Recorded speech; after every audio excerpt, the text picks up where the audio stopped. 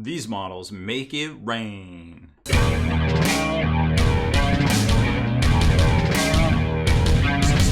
Spiky Bits. Welcome back, Hobby Maniacs. I'm Rob Bear from SpikyBits.com, and we are checking out more resin goodness today.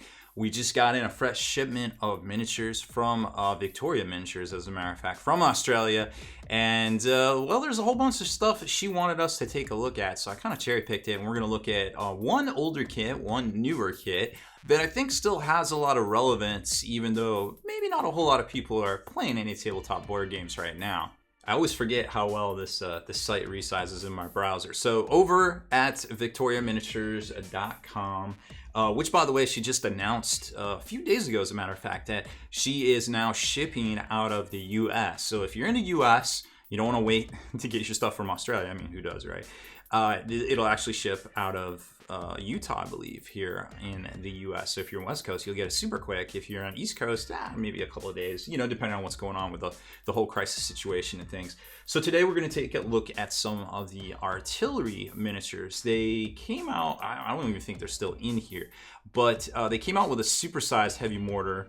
Oh, here it is. It's still here. So this is more of like a collector's piece. We didn't get any of these. So they're a little bit bigger than the normal heavy mortar, which the heavy mortar is more on scale with the forge roll type stuff. So if you're looking to get kind of like that forge roll look, that boutique resin kind of coolness factor for your army, then this stuff is super affordable as compared to forge roll. But if you're looking, to kind of compare it to plastics from GW, that probably isn't the way to go with this. This is more of kind of an upgrade, like, hey, I want to make my stuff look a little bit different. I want to get some sort of value. If it's harder to find, mortars were kind of hard to find there for a while in early 8th edition Warhammer 40K. So there's all sorts of different ways to customize your guardsmen here and save money compared to places like Forge World or maybe, some of the other boutique resin miniature manufacturers out there. So we're going to take a look at the heavy mortar battery right here and the normal mortar battery. Now, what's cool about this stuff is they come in sets of 3.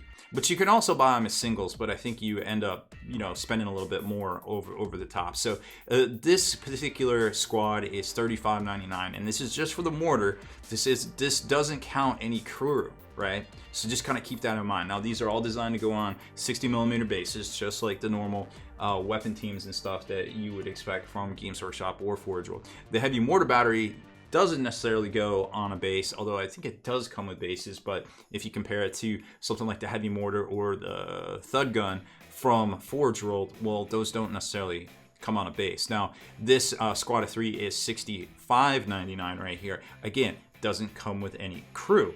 But like I said, when you start comparing it to Forge World prices, and you can actually get artillery crews here. So say you need the 2 Duders for whether it's lady or male, they have variants for both. You can scoop up a pack of 5 in here, so one might only have one model. I mean, whatever, it happens. But a squad of these is only $25.99. Now, compared to Forge World, a single thud gun is $42. A single heavy mortar is, I think, like $36. Or no, $39, and it's the same price as one single mortar with 2 crewmen from Forge World is $38. So while these prices seem a little weird, once you start thinking about it, it's actually a value to pick these up, customize your army, as opposed to maybe doing it with Forge World, which might not have your Talron looking fellas, your deathcore looking fellas, so there's a lot of different ways to do it here and customize your army. Now, don't get me wrong, saving money is one thing, but having the models actually look like they're supposed to is another thing, because you always want the height. You don't want anything smaller than it should be, because then people can be like, oh, you're trying to pull one over on me. But slightly bigger is probably okay, because then it's a disadvantage to yourself, right?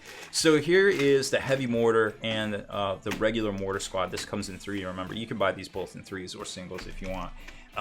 But just to give you an idea of how big they are, and they do come with a base right here.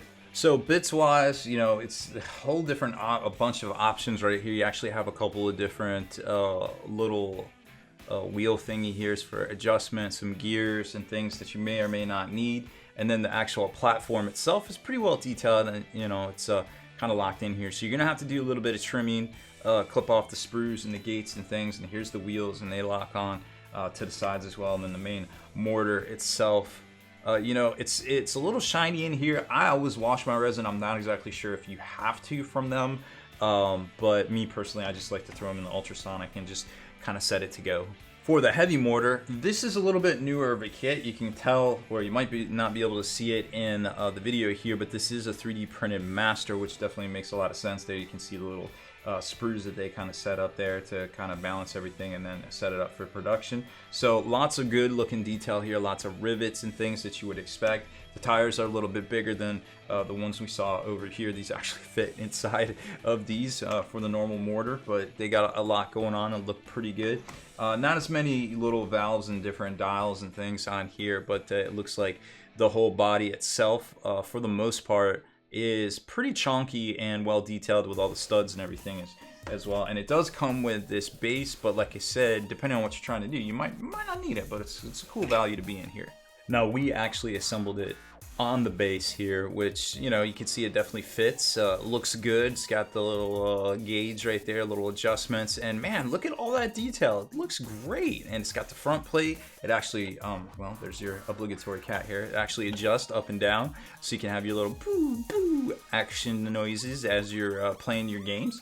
So like I said, you can pick up the crew. The crew, I don't have any crew miniatures to show you, unfortunately, but 5 crewmen. I think on the heavy mortar, it's only crewed by 3 people. I'm actually not sure. I'd have to look at that over on all Forge Worlds if that's what you're looking to do. Size-wise, compared to something like the Thug Gun from Forge World, which I actually have one of right here, it's about the same. It might be a little shorter, but I don't feel like that's not that big of a deal, really. But overall, this is the same chassis as the heavy mortar, so I feel like the heavy mortar itself is about the same size as well. So you can see what we did, kind of painting it up there, and then you've got the size for the miniature, so definitely on target as well. So I feel like that looks pretty good. And then for the mortars, now this is where it gets a little weird. Well, not really weird, but it's just a little different. So here's the mortar itself.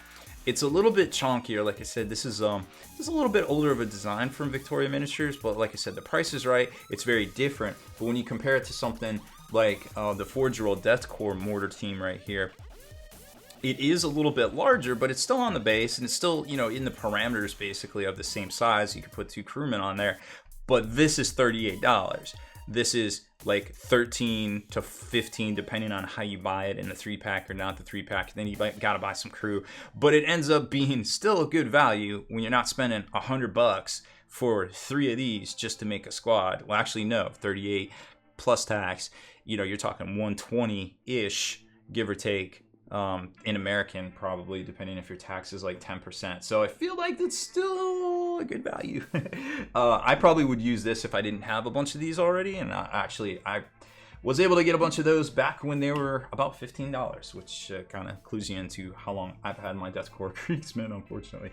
But overall, I think, once again, Victoria Miniatures, you know, really kind of knocking it out of the park with their designs right here and everything. With the 3-packs, we were able to get one put together and still have one of these to show you because of the 3-pack right there.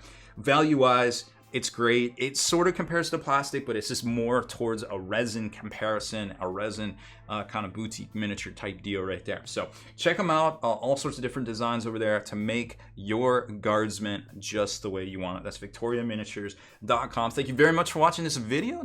You know, leave us any questions in the comments below. We'll do our best to get all the answers that you might need right there. And make sure you hit that subscribe button. Turn on notifications so you can be the very first to like and comment on all our videos.